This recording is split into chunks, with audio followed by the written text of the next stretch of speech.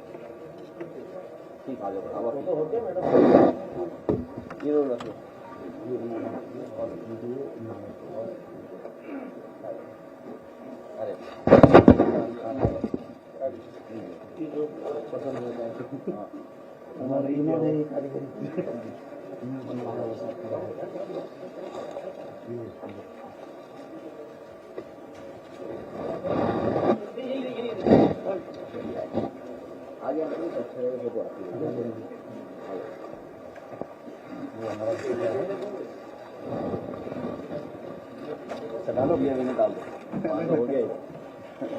पिछली बार का पट्टा आपका इतना वायरल हुआ। अरे बहुत अच्छा लाइट साल साल सब लगी। चलिए बहुत धन्यवाद, बहुत इसी के साथ है ना शॉर्ट है साहब को पट्टा मत दो।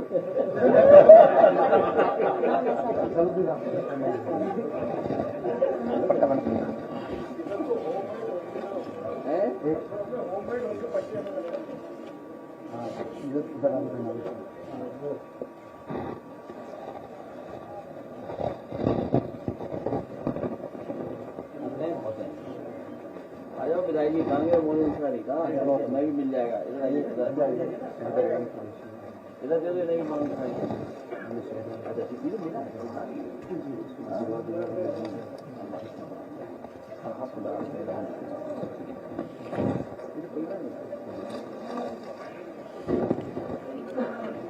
ठीक, शुरू करें।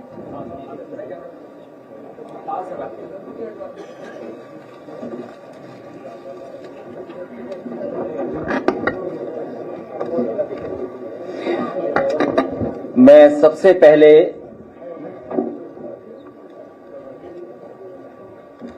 नेता अनीस मंसूरी जी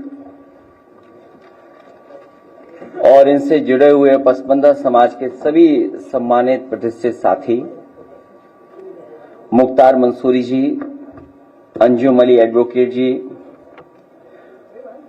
वसीम रायनी साहब, महबूब आलम अंसारी जी, दौलत अली घोसी जी, शेख सलाउद्दीन साहब, शहर आलम कुरैशी जी, तहसीन मंसूरी जी, शाहीन मंसूरी, मोइन अहमद राइन जी, सना परवीन, यश भारती से सम्मानित बहुत ही प्रतिष्ठित हमारे कवि शायर दीन मोहम्मद दीन साहब, शादाब कुरैशी जी, डॉक्टर फाजिल, अनवार अहमद, अन्नू जी, कदीम आलम और बड़ी संख्या में पसंदीदा समाज के प्रदेश के सभी आए हुए हमारे पदाधिकारी और जिम्मेदार नेता कार्यकर्ता, मैं सबका बहुत बहुत धन्यवाद और आभार प्रकट करता हूं। साथ ही साथ हम अपने प्रेस के लोगों का भी बहुत धन्यवाद देते हैं कि हर दिन हमें और आपको मिलने का मौका मिलता है। अभी जब हम लोगों की बातचीत हो रही थी तो बहुत सारे सुझाव, जहां राजनीतिक सुझाव हमारे पास आए, वहीं उनकी जो समस्याएं उनके बारे में भी उन्होंने हम लोगों को जानकारी दी। हमारे साथ जितने भी साथी बैठे हैं, अनीस मंसूरी जी और उनके सहयोगी साथियों को मैंने भरोसा दिलाया है कि समय आने पर और हमारे साथ जो लगातार आपका सहयोग और मदद मिल रही है, समय आने पर हम लोग आप लोगों को साथ जोड़ करके राजनीतिक सम्मान दे करके आगे बढ़ाने का भी काम हम लोग करेंगे। वहीं जो इनके साथियों के जो काम काज, जो कारोबार की समस्या, उसके बारे में भी जानकारी दी। जो आर्थिक समस्याएं हैं हमारे बुनकर, कारीगर और पसमानदा समाज के, अक्सर कम मजदूरी मिलती है उन्हें, जिससे उनकी आर्थिक स्थिति लगातार नीचे जाती जा रही है। कम मजदूरी मिलने से, कम आय होने से उनके जीवन स्तर में लगातार कमी हो रही है। अनियमित आय होने से भविष्य की योजना नहीं बना पा रहे हैं। अगर उनकी आय नियमित नहीं है तो भविष्य के बारे में वो कैसे सोचें, भविष्य के बारे में भी कोई योजना नहीं बना पा रहे हैं। बिचौलियों द्वारा लगातार उनका शोषण हो रहा है और इनके कमाई का बड़े पैमाने पर हिस्सा बिचौलियों के हाथ में चला जाता है और वो हमारे बुनकरों के हाथ में या कारीगरों के हाथ में या पसमानदा समाज के हाथ से, उनके हाथ से छिन जाता है। बुनकरों के पास अक्सर पूंजी की कमी होती है, जिससे काम कारोबार बढ़ा नहीं पाते हैं।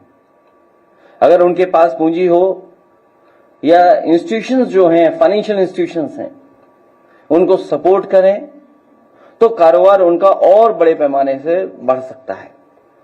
बुनकरों को अपने बनाए कपड़ों के लिए बाजार की अनिश्चितता का सामना करना पड़ता है, जिससे उनकी खरीद फरोख्त और आमदनी पर बुरा असर पड़ता है। जो हम लोगों ने सेंटर्स भी बनाए थे या सरकार की जो संस्थाएं भी हैं, वो उतना सहयोग मदद नहीं कर पा रही जितना उन्हें करना चाहिए, जिसकी वजह से उनके आर्थिक स्थिति का बहुत तरक्की और खुशहाली की ओर नहीं जा पा रहे हैं। आर्थिक समस्याओं का समाधान करने के लिए सरकार और अन्य संगठनों को बुनकरों के लिए विशेष योजनाएं और कार्यक्रम चलाने होंगे, जैसे कि वित्तीय सहायता, प्रशिक्षण और बाजार तक पहुंच प्रदान करना पड़ेगा। बाजार तक कैसे पहुंचे? वहीं जहां वो मेहनत करते हैं और अपना कारोबार चलाते हैं, उनके स्वास्थ्य को लेकर भी कई समस्याएं आती हैं, जिसका उन्हें सामना करना पड़ता है। स्वास्थ्य समस्याएं, बुनकरों को लंबे समय तक बैठकर के काम करने से स्वास्थ्य समस्याएं आती हैं। लंबे समय तक एक ही पोजीशन में बैठकर काम करने से पीठ और गर्दन में दर्द आता है। बुनकरों की आंखों की समस्या, जैसे कि आंखों में तनाव, धुंधलापन और आंखों की रोशनी कम होना होता है। धूल और रेशों के कणों के कारण उनको सांस लेने की समस्याएं, अस्थमा जैसी समस्या, बीमारी, ब्रोंकाइटिस की बीमारी का सामना करना पड़ता है बड़े पैमाने पे लोगों को। और क्योंकि लगातार धूल और रेशों के कणों के बीच में रहते हैं, तो मांसपेशियों में दर्द और थकान होती है। खासकर हाथ और कंधों पर बड़े पैमाने पर उन्हें नुकसान होता है, तो उनकी ये जो स्वास्थ्य की समस्याएं वो भी दिखाई देती हैं। वहीं जहां हमारा सब कुछ बदल रहा है, बाजार बदल गया, बाजार में तरीके बदल गए। अभी कुछ दिन पहले एक बहुत ही बड़े चैनल पे मैं देख रहा था कि एक देश जो अपनी फैशन डिजाइन, उसके कारोबार में दुनिया में सबसे ज्यादा उसका नाम है। फ्रांस जैसे देश में जो डिजाइन है, जो उनकी अपनी फैब्रिक पे जो उनका कमांड है, कंट्रोल है, और उनमें जो फैशन और डिजाइन के लिए जो काम होता है, शायद दुनिया में उनसे बेहतर काम नहीं हो पाता उस देश से। उनके सामने भी संकट है चीन जैसे देश का। तो जो हमारे प्रदेश के, देश के कारोबार करने वाले लोग हैं, जब समय समय पर हम स्वदेशी की बात सुनते हैं, और कई राजनीतिक दल जो अपने आप को नेशनलिस्ट बोलते हैं, कुछ दिन पहले स्वदेशी नारा देते थे, हमारे बाजार को पूरा विदेशियों से कब्जा करा करके एफडीआई के बहाने, इन्वेस्टमेंट के बहाने, या उन विदेशी कंपनियों को बाजार देने के लिए पॉलिसी बना करके, उनको खास इंसेंटिव और टैक्सेस में छूट दे करके, जब पूरा बाजार उनके हाथ में चला गया, कब्जा हो गया, तो फिर वही संस्थाएं, वही पॉलिटिकल सोच के लोग फिर स्वदेशी की बात करने लगे। इसलिए हमें जरूरत है कि प्रशिक्षण, तकनीकी समस्याओं का समाधान हो, बुनकरों के नए डिजाइन और तकनीक के बारे में जानकारी नहीं होती है, जिससे वो अपने प्रोडक्ट्स को आधुनिक नहीं बना पाते हैं। इसलिए समय समय पर ट्रेनिंग या सरकार को ट्रेनिंग का काम करना चाहिए। मुझे याद है समाजवादी सरकार में अर्मेस जैसी सबसे बड़ी कंपनी दुनिया की जो फैशन और डिजाइन में है, जो लग्जरी डिजाइन में है, उसके कारीगरों को ट्रेनिंग देने की इंस्टीट्यूशन और ट्रेनिंग दिलाने की इंस्टीट्यूट बनाई गई थी। सरकार गई तो वो भी बंद हो गई। बुनकरों को नए डिजाइन, टेक्नोलॉजी और बाजार की मांग के अनुसार प्रशिक्षण मिलना चाहिए। पुरानी तकनीक का उपयोग करते हैं, जिससे उनकी उत्पादकता और गुणवत्ता प्रभावित होती है। परंपरागत बुनकरों को नए डिजाइन और फैशन ट्रेड की जानकारी नहीं होती है, जिससे वो अपने प्रोडक्ट्स को आकर्षक नहीं बना पाते हैं। मॉडर्न मशीनरी और एडवांस टेक्नोलॉजी की सुविधा नहीं होती है, जिससे उनकी प्रोडक्शन की क्षमता पर बुरा असर पड़ता है। गुणवत्ता नियंत्रण के बारे में जानकारी न होने के बारे क्वालिटी भी प्रभावित होती है। तो ये तमाम जो उनकी समस्या, उनके समाधान को लेकर भी हम लोग आने वाले समय में काम करेंगे, जिससे हमारे कारोबार बढ़े, प्रदेश की तरक्की और आगे बढ़े। जब हमारे प्रदेश की आर्थिक स्थिति बेहतर होगी तो बड़े पैमाने पर हम लोग रोजगार भी देने में कामयाब होंगे और नौकरी देने में भी कामयाब होंगे। कच्चे माल की समस्या है। बुनकरों को कच्चे माल की जो उनकी अवेलेबिलिटी नहीं है उसका सामना करना पड़ता है, जिससे उनका काम भी बड़े पैमाने पर प्रभावित होता है। कच्चे माल की क्वालिटी कम होने से बुनकरों के उत्पादों की क्वालिटी में भी प्रभावित होती है, क्योंकि जब रॉ मटेरियल अच्छा नहीं है और सुनने में आ रहा है कि पड़ोसी देश वो भी रॉ मटेरियल में बड़े पैमाने पर कब्जा कर लिया है। जब जो लोग स्वदेशी नारा दे रहे हैं उनको भी इस तरह सोचना पड़ेगा, उनकी सरकारों को सोचना होगा। बुनकरों को कच्चे माल की सप्लाई चेन में समस्याओं का सामना करना पड़ सकता है, जैसे कि देरी से आपूर्ति के लिए अनियमितताएं, कभी माल मिलना कभी नहीं मिलना, ये भी बहुत संकट बड़े पैमाने पर पैदा हो जाता है बुनकर भाइयों के सामने। इसलिए उनकी समस्याओं के समाधान के लिए समय आने पर हम लोग काम करेंगे। और इन बातों को मैं इसलिए बोल रहा हूं कि हमारी मुख्यमंत्री को समझते नहीं इन बातों को। बाजार की समस्या है, बुनकरों को अपने उत्पादों के लिए डायरेक्ट मार्केट नहीं मिल पाता है। ये जो ऑनलाइन जो नया जमाना आ गया है, ऑनलाइन, इसने भी बड़े पैमाने पर नुकसान पहुंचाया है। बुनकरों को अपने उत्पादों के लिए बाजार तक पहुंच नहीं मिल पाती है, जिससे उनकी बिक्री नहीं हो पाती है और जो बिचौलिया होते हैं वो उसका लाभ उठाते हैं। बुनकरों का अक्सर मध्यस्थ वही बिचौलिया शोषण करते हैं, उनकी कमाई का बड़ा हिस्सा छीन लेते हैं, उनकी आय प्रभावित होती है और बाजार की भी उन्हें समय पर जानकारी नहीं होती, जिसकी वजह से उन्हें जो लाभ मिलना चाहिए वो नहीं मिल पाता है। अभी यही तय किया हम लोगों ने कि उनके और हमारे साथियों के सुझाव आएंगे, उनकी समस्या आएंगी तो उनके समाधान के लिए हम लोग काम करेंगे और एक डॉक्यूमेंट तैयार करेंगे जो आने वाले समय में हमारे समाजवादी पार्टी के मैनिफेस्टो में शामिल होगा। गेहूं खरीद हो ही नहीं रही है। उस समय भी हम लोगों ने आपको बताया था कि सरकार गेहूं की खरीद कहीं की नहीं है और सरकार के हर आंकड़े गलत होते हैं। उन्होंने 20% भी गेहूं की खरीद नहीं की है, सरकारी खरीद। अभी कुछ दिन पहले मुख्यमंत्री जी हवाई यात्रा पर निकले थे फसलों को देखने के लिए, मक्का की और तमाम फसलों को देखने के लिए हवाई यात्रा पर निकले थे। बताइए, जो लोग किसानों का सामना नहीं कर सकते वही तो हवाई यात्रा करेंगे। हमारे पहले मुख्यमंत्री हैं जो फसल को हेलीकॉप्टर से देखने निकले थे और फसल को देखने के बाद एक भी केंद्र नहीं बना।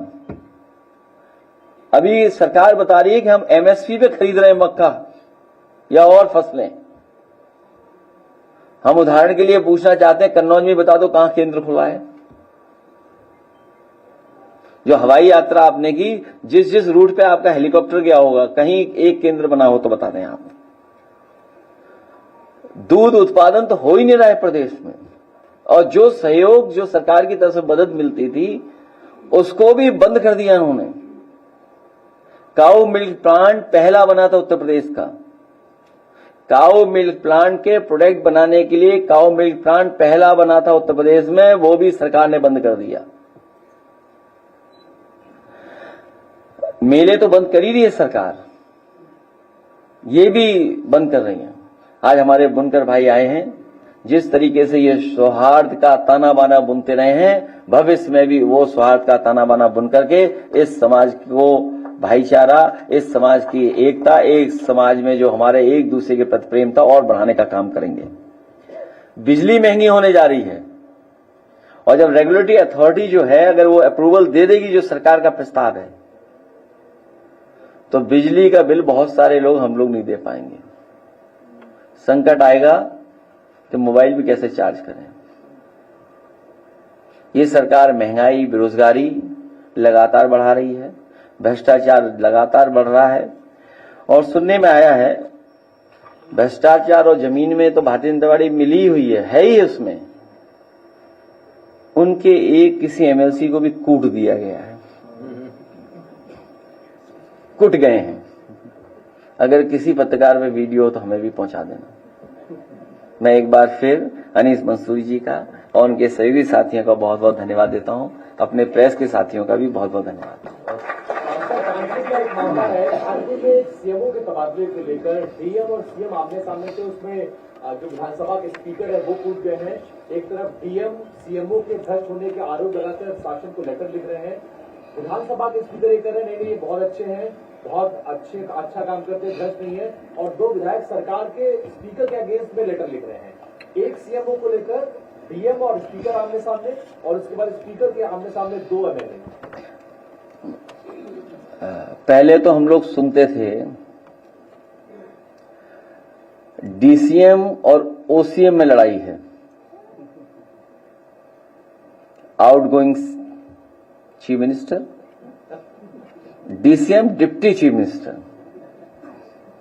जो डबल इंजन की सरकार थी तो डबल इंजन टकराने लगे, उनके डब्बे टकराने लगे, अब गार्ड के डब्बे भी टकराने लगे। आउटगोइंग सीएम, जो सीएम है वो बाहर जा रहे हैं, उसमें क्या है। आउटगोइंग सीएम जवाब भी दिया नहीं, वही जो इंजन टकरा रहे थे, डब्बे टकरा रहे थे, तो अब सब टकराएंगे और उसी का परिणाम देखिए ना। कोई कूटा जा रहा है, कोई पीटा जा रहा है। कौशाम्बी जैसी जगह पर जहां पर दो डिप्टी सीएम ने माहौल खराब कर दिया, किसी को न्याय नहीं मिलने दे रहे हैं। ये जो हैं सरकार में बैठे लोग, ये न्याय नहीं देने दे रहे हैं। जिन्होंने संविधान की शपथ ली है वो किसी भी पीड़ित परिवार को न्याय नहीं मिलने देना चाहते हैं। और अभी हमारे पार्टी के प्रदेश के अध्यक्ष श्यामलाल पाल जी उस परिवार से मिलने जाना चाहते थे। पुलिस है इनके पास, पुलिस लगा दी, नहीं जाने देंगे आपको। अब आप एक्सरसाइज करिए भागने दौड़ने की, चोरी छिप करके जाइए तो आप जा सकते हैं। अखिलेश जी, स्वास्थ्य मंत्री जी बोलते हैं कि प्रदेश में स्वास्थ्य जो व्यवस्था है वो बहुत बेहतर है, लेकिन वहीं महोबा जिला अस्पताल में जो है एक पेशेंट को जो है कोयले का घोल दिया गया और कहा गया कि यहाँ दवाई नहीं। ये कोई नया ऐसा नहीं हो रहा है। सुल्तानपुर में दर्द या चोट किस पैर में थी, किस हाथ में, और लगा दिया किस हाथ में प्लास्टर। ये कोई नई बात है। अच्छा, जो है भी मान लो जिसका जो काम है वो काम ही नहीं कर रहे हैं। हमारे ओसीएम साहब का काम क्या है, सबसे प्रिय काम क्या रहा, पूजा पाठ। और दूसरे का काम क्या था जो स्वास्थ्य विभाग जिनके पास है। कभी हमारे हाथा वालों से पूछ लेना, तो उनसे क्या उम्मीद करोगे कि इंस्टीट्यूशन चलेंगी। आप सोचिए, रिजल्ट आ गया है, अभी नए बच्चे आएंगे एमबीबीएस के, उनको एडमिशन्स होंगे, नया बैच ऊपर पहुंच गया, मतलब पुराना बैच ऊपर पहुंच गया हुआ, नया बैच आएगा। आपके मेडिकल कॉलेज की स्थिति क्या है, क्या इंफ्रास्ट्रक्चर है। अगर मेडिकल कॉलेजेस में इंफ्रास्ट्रक्चर नहीं होगा, प्रोफेसर्स नहीं होंगे, पढ़ाने वाले लोग नहीं होंगे, तो हम कैसे डॉक्टर्स को तैयार कर रहे हैं। और फिर यही होगा कि कोयले का घोल पीजिए आप, गलत इंजेक्शन लग गया, जान गई। आप कहोगे बाएं हाथ में प्लास्टर, वो दाएं हाथ में बांध देंगे। और ये कोई पहली बार घटना नहीं हो रही है। अगर आप 8-9 साल 10 साल का हिसाब किताब निकालेंगे तो न जाने कितने ऐसे निकलेंगे आपको उदाहरण कि जहां पर नेग्लिजेंस की वजह से जान गई है, ओवरडोज की वजह से जान गई है। एंटीबायोटिक दे दिए आपको, दवाई, क्योंकि गरीब सोचता है दवाई नहीं मिलेगी तो हम ठीक नहीं होंगे, ओवरडोज दवाई दे रहे हैं। गलत दवाई देकर के जान गई लोगों की।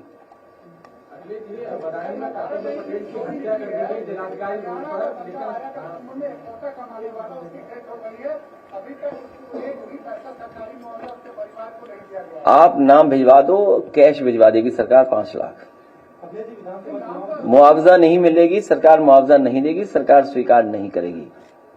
विधानसभा चुनाव 2027 को लेकर इंडिया गठबंधन को लेकर आपको काफी क्या योजना है, क्योंकि कांग्रेस सांसद जो है इमरान मसूद लगातार अपने बयान में कह रहे हैं कि कांग्रेस को किसी बैसाखी की जरूरत नहीं, लगातार वो सपा पर तीर फोड़ने का। देखिए, हमें किसी के बयान पर, हमें किसी ने पत्रकार साथी के ट्वीट पर या सोशल मीडिया लिखने पर आपसे या और से हमें कोई लेना देना नहीं है। हमारा इंडिया गठबंधन इंटैक्ट है। जिनको जाना है इंडिया गठबंधन से चला जाए बाहर।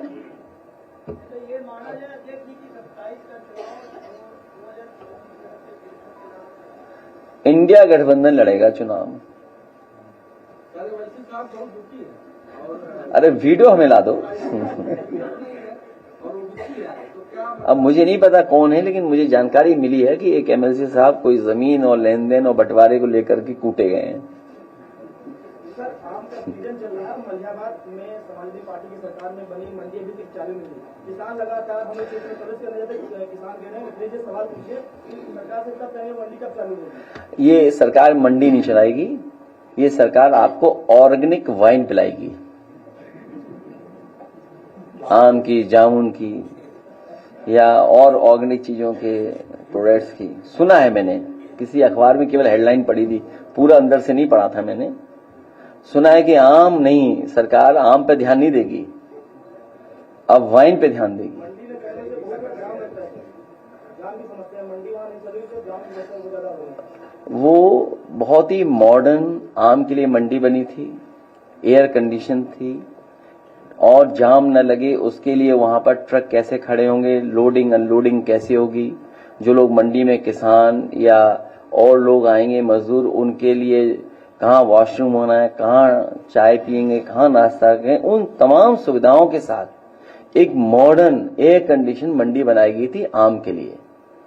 लेकिन ये सरकार कारोबार, रोजगार, उस पर ध्यान नहीं देती है, क्योंकि कारोबार हमें जोड़ता है, उद्योग हमें जोड़ते हैं, इसलिए उद्योग कारोबार इनके एजेंडे में नहीं है, नौकरी इनके एजेंडे में नहीं है, इनके एजेंडे में महंगाई है, इनके एजेंडे में भ्रष्टाचार है, इनके एजेंडे में अन्याय करना है, लोगों को डराना है, इनके एजेंडे में अगर आपने सच बोल दिया तो पुलिस भेज देंगे आपके पास।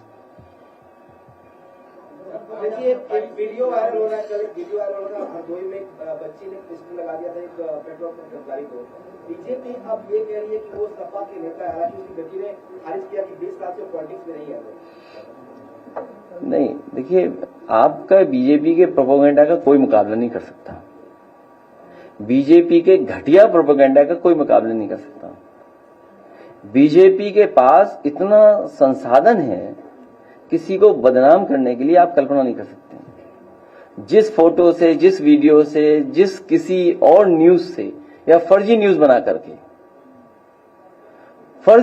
करके कितना बदनाम कर सकते हैं, कितना पर्सनल उसको डैमेज कर सकते हैं, उसकी तैयारी करते हैं लोग। अभी जब मैं आपसे मिल रहा हूं, हालांकि मुझे नहीं पता था ये साथी ये सवाल पूछेगा, एक बहुत बड़े महानगर से सुबह सुबह मुझे एक बहुत ही प्रतिष्ठित वैश्य समाज के उन्होंने व्हाट्सएप भेजा मुझे और कहा कि ये न्यूज देखिए, इस न्यूज में यह है कि केवल समाजवादी पार्टी मुस्लिम बेटियों को ही कन्याधन या मदद करेगी।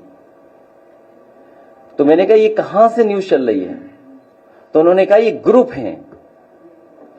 तो बहुत सी बात करने के बाद, उन्हें भरोसा दिलाने के बाद मैंने उनसे ये कहा कि ऐसा करिए, आप जो व्हाट्सएप ग्रुप से ये मैसेज आ रहे हैं उनका मुझे स्क्रीनशॉट भेज दिए, नंबर मत भेजिए।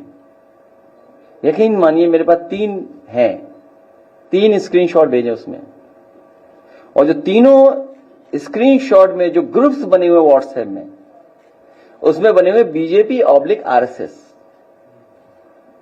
और उनसे आ रही है वो न्यूज। और मैं तो आपसे कहूंगा, शायद मुझे नहीं उन ग्रुप्स में जुड़ पाऊंगा मैं, आप लोग तो सब जानते ही बात है। और कोई आपके पास बहुत कट्टर बीजेपी का समर्थक हो, उससे अपनी चाय पिला के या बर्गर खिला के या उससे दोस्ती बढ़ा करके एक बार उसके व्हाट्सएप ग्रुप देख लीजिए आप, आपको पूरी सच्चाई सामने आ जाएगी। सर 2027 का चुनाव में पीडीए का फार्मूला कितना सफल रहेगा और 2 शब्द सर जाति जनगणना। पीडीए का ये फार्मूला नहीं है, ये पीडीए गठबंधन इमोशनल गठबंधन है, ये भावनात्मक गठबंधन है। जो पीड़ित है, दुखी है, जो अपमानित है, वो पीडीए में है। और आज मुझे खुशी है कि पीडीए में पसवंदा लोग भी हमारे साथ हैं, पी फॉर पसवंदा समाज, और जाति जनगणना के पक्ष में हम लोग हैं। समाज की सही तस्वीर आए, जनगणना हो, कौन कितना गिनती में है वो आए। और याद कीजिए, हम लोग इसी जगह पर कहते थे और प्रेस में कहते थे, समाजवादियों की सरकार बनेगी तो 3 महीने में जाति जनगणना करा कर दिखा देंगे। तो आज टेक्नोलॉजी है, आज संसाधन है, आज कम समय में चीजें हो सकती हैं और उसके बाद बहुत सारी पॉलिसीज फ्रेम हो सकती हैं, जिससे हम अपने गरीब और पिछड़े लोगों को, पीडीएस समाज के लोगों को उनका लाभ दे सकेंगे योजनाओं का। पंचायत चुनाव आ रहे हैं, पंचायत चुनाव की क्या तैयारी? हमारी पंचायत चुनाव में पूरी तैयारी है और हमारी पार्टी में हम लोग बैठक कर लेंगे। लेकिन बीजेपी रिसर्च कर रही है, सुनने में आया कोई बहुत बड़ा कंसल्टेंट हायर किया गया है। अभी लगभग 52,000 ग्राम पंचायतें हैं, वो सोच रहे हैं बढ़ाएं कितनी, जिससे कि हमारा वोट गड़बड़ हो जाए। कैसे तिगड़म करें, क्योंकि प्रधानी का चुनाव बड़ा टेक्निकल होता है और बड़ा जमीनी चुनाव होता है। तो ग्राम सभाएं बढ़ा करके या इधर उधर कर करके क्या उससे लाभ हो सकता है पॉलिटिकल, वो बूथ वाइज मैनेज करने की कोशिश कर रहे हैं। बूथ, ग्राम सभाएं आप मैपिंग कर रहे हैं, जाने क्या क्या एआई का इस्तेमाल कर रहे हैं। पंचायत चुनाव को देखते हुए अरे एआई का इस्तेमाल करें, तुम्हें पता ही नहीं एआई क्या होता है। वे मतलब लिए मोबाइल और एआई जानते नहीं। मैं कह रहा हूं वो लोग कहां बूथ पे हमें वोट मिला है, किस ग्राम सभा में है, उसमें क्या ऐसा करें कि यहां पर समाजवादियों का वोट गड़बड़ा जाए, उसकी वो टेक्नोलॉजी से तैयारी कर रहे हैं। आपको लगता है कि जनगणना ये सही कराएंगे? अभी तक तो कोई काम सही किया ही नहीं इन्होंने, तो इससे क्या उम्मीद करोगे आप? जो लोग सीसीटीवी पे पकड़े जा रहे हो, कैमरे में पकड़े जा रहे हो। अब देखिए, निगेटिव बातें मत रखा करो, मैं चंडीगढ़ की बात कर रहा हूं। आप लोग नकारात्मक बातें मत रखिए। बदायूं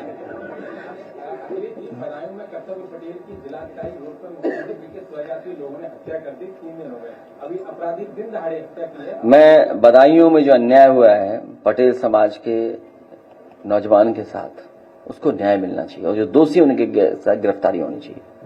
और सरकार में कई जगह हमें देखने को मिल रहा है, जो सरकार से करीब लोग हैं उनके लिए कानून व्यवस्था कुछ है ही नहीं, वो कानून व्यवस्था नहीं मानते, और उसी का परिणाम ये है कि देखो एमएलसी कूटे गए। सर केजीएमयू में कल जबरन 4 लोगों की नसबंदी कर दी गई,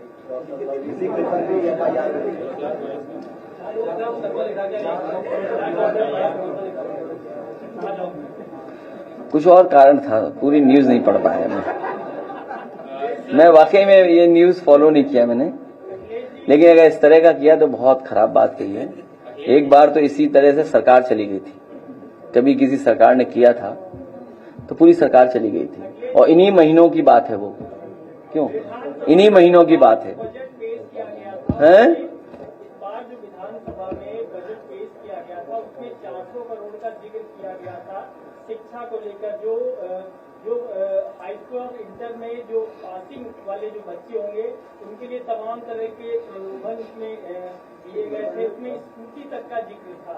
लेकिन इस संबंध में जब शिक्षा विभाग से संपर्क करने की कोशिश की गई, इस पर बात करने की कोशिश की गई कि आखिर इसके मानक क्या है, किन छात्राओं को स्कूटी दी जाएगी, तो विभाग का यह कहना है कि हमें इस विषय में अभी कोई जानकारी ही तक नहीं है, जबकि सदन में 400 करोड़ रुपए का बजट जो है वो कहा गया था कि इसके लिए किया गया।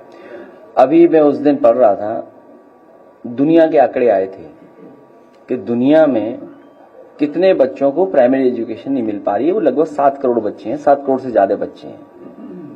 तो अगर दुनिया का आंकड़ा ये कहता है कि 7 करोड़ से ज्यादा बच्चे हैं जिनको प्राइमरी एजुकेशन नहीं मिल पा रही है, तो हमारे देश का आंकड़ा सबसे आगे होगा। और जो हालात उत्तर प्रदेश में हम लोग देख रहे हैं, जितने भी प्राइमरी स्कूल हैं उनमें बच्चे जा ही नहीं रहे पढ़ने, और लगातार संख्या कम हो रही है।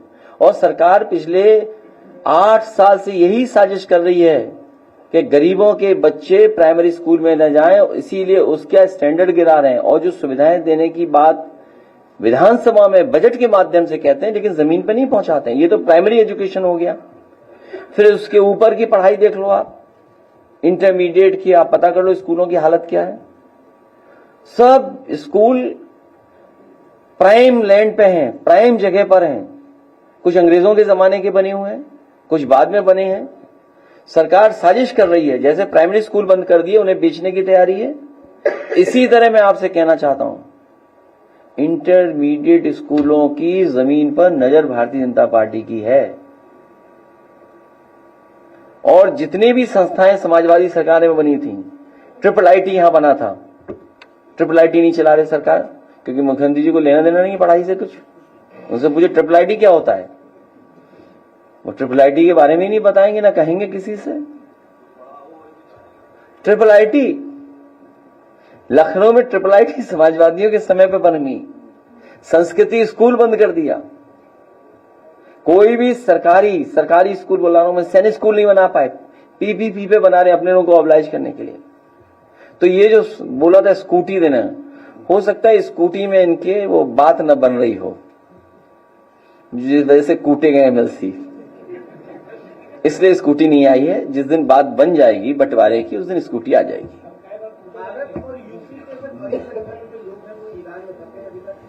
मेरी सरकार से कल भी अपील थी, आज फिर मैं अपील करता हूं कि जो छात्र और जो नौकरी करने वाले लोग, जो मजदूर या रोजगार के लिए वहां गए हैं, जिस जगह भी वॉर हो रहा है और उस क्षेत्र में अगर फंसे हुए हैं, तो भारत सरकार की जिम्मेदारी बनती है कि उनको लेकर के आए। और नहीं तो प्रधानमंत्री उधर ही बगल में गए हुए हैं, किसी एयरपोर्ट पे उतर जाए, सबको लेते आए अपने संग। और आप सोचिए, आप अहमदाबाद में जो एक्सीडेंट हुआ है, अभी तक किसी का इस्तीफा नहीं हुआ।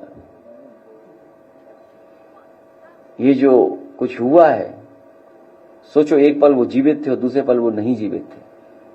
इतने सेकंडों में, कम सेकंडों में जीवन खो दिया लोगों ने। उनके परिवार के सदस्य चले गए।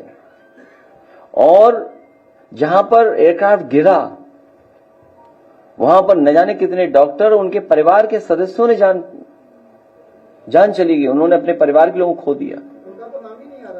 इसलिए आप सोचिए, हम पुलवामा में इस्तीफा नहीं मांग रहे थे, पहलगांव में इस्तीफा नहीं मांगा, लेकिन कम से कम सरकार को और जो जिम्मेदार लोग हैं उनको अपने पद से इस्तीफा दे देना चाहिए। मैं ये नहीं जानता हूं कि कौन क्या कह रहा है, लेकिन ये कोई इतना सेफ एयरक्राफ्ट जिसको माना गया, दुनिया मानती थी, हम उस बहस में नहीं उलझना चाहते हैं, लेकिन जिम्मेदारी सरकार की बनती है। बहुत सी बातें कही जा रही हैं कि जब से ये प्राइवेटाइज हो रहा है तब से चीजें लोगों को हटाया जा रहा, अपने लोगों को नौकरी दी जा रही थी। कहीं कोई ये वजह तो नहीं थी कि अपने लोगों को नौकरी देने की वजह से इनकॉम्पिटेंट लोगों को वहां बैठा दिया गया हो। ये कोई सामान्य इशू नहीं है। सोचिए, हम और आप विजुअल्स देखते हैं, हवाई जहाज में नहीं बैठ सकते अब, जहां दिन रात हम लोग चलते थे। सोचिए कितना अनसेफ, मतलब कितनी पैदा कर दी उन्होंने, शंकाएं कितनी पैदा कर दी, आशंकाएं पैदा कर दी। ये सरकार सबको मार देगी और खुद चलते रहेगी, सरकार चलाते रहेंगे। इसलिए मैं आपका धन्यवाद देता हूं।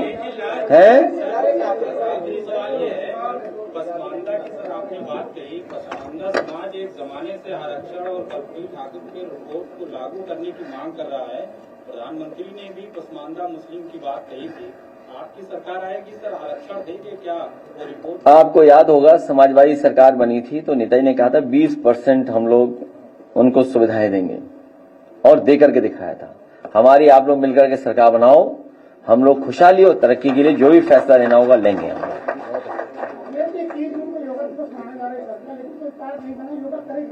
क्या मतलब? मेरा आपसे और सरकार से यही निवेदन है, लाइव मत दिखाना योगा किसी का।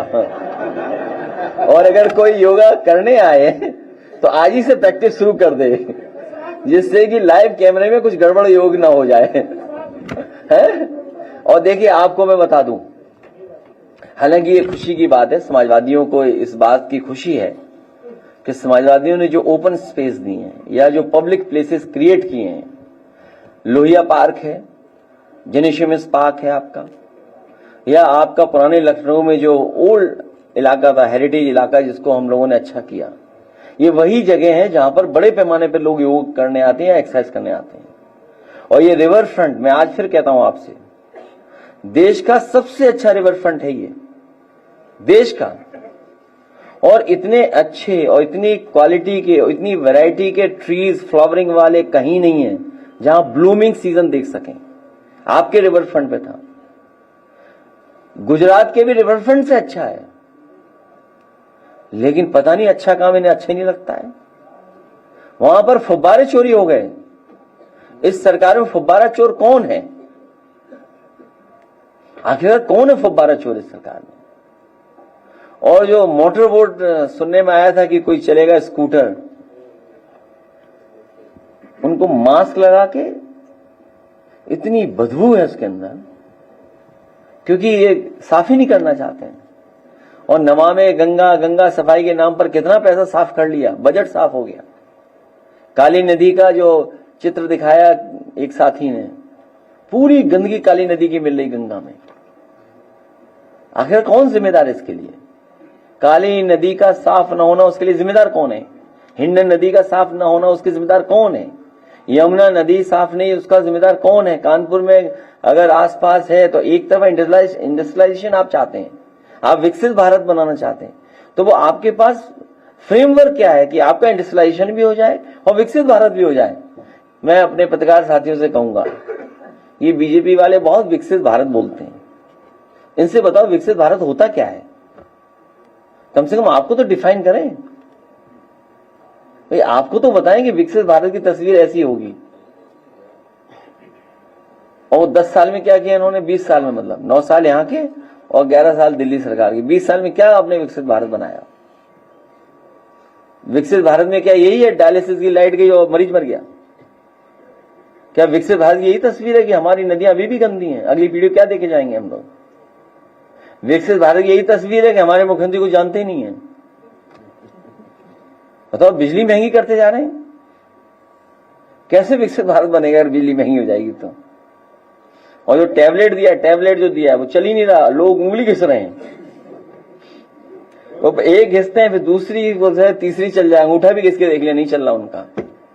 यही है विकसित भारत की टेक्नोलॉजी का नया टैबलेट। छात्र बदल नहीं रहे, सुनने में आ रहा है कई स्थान छात्रों ने तय कर लिए हैं, तुरंत बेचाते हैं 2000 रुपया में।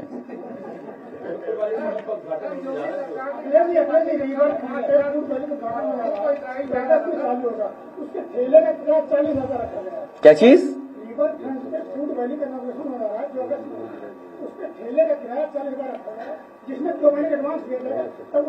इन सब ठेले वालों से मैं कहना चाहता हूं, समाजवादी सरकार बनाए, फ्री में ठेला लगाएं। पहले फ्री था, आपको याद होगा, फ्री था।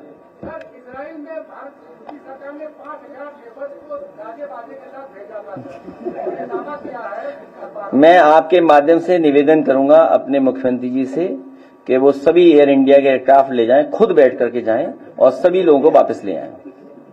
बहुत धन्यवाद।